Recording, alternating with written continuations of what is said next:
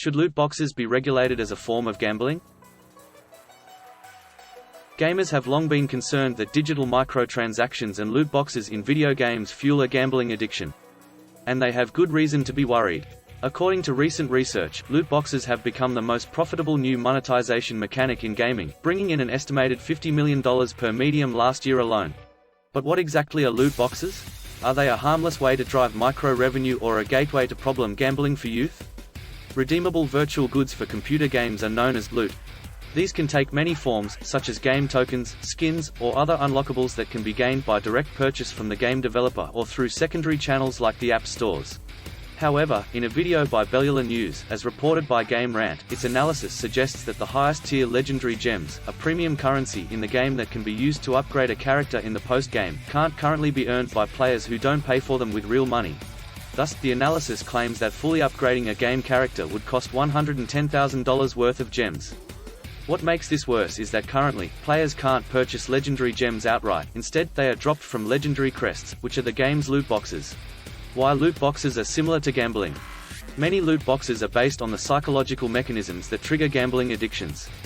For example, loot boxes encourage the same kind of impulsiveness that leads to gambling addiction.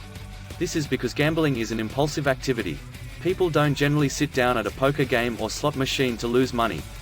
Instead, it's the casino's exciting atmosphere or the slot machine's thrill that makes people want to play. Similarly, loot boxes are designed to be exciting, encouraging players to make impulsive purchases.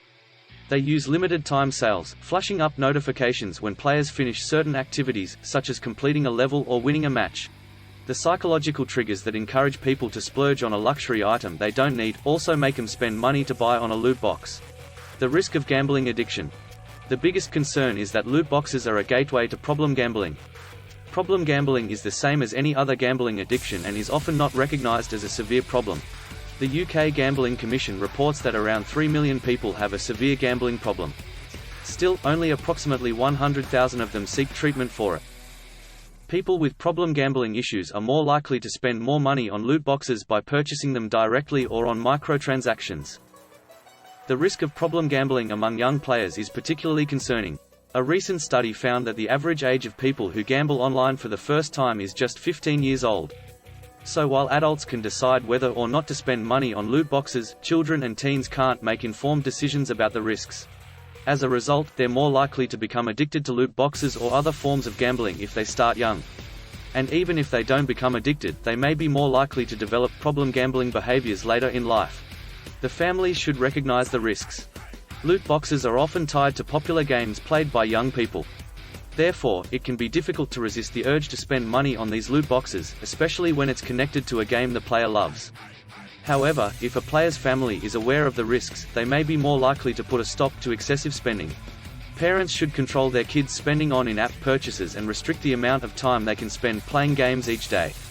The most responsible thing is to discuss the potential risks of loot boxes with your child and let them know that you're there to help them if they ever feel like they're spending too much money on them. What the laws say.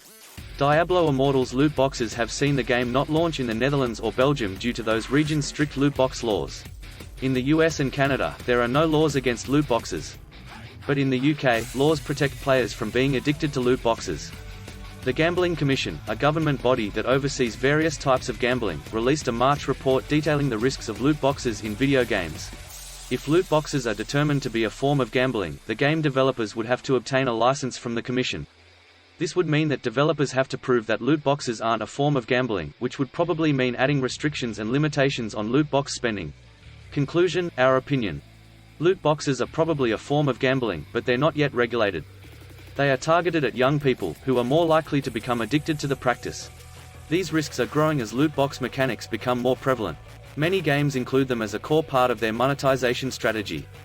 Ultimately, it's up to game developers to make loot boxes more responsible, and it's essential to families to teach the young players to make responsible decisions about the money. That's all for today, go away now.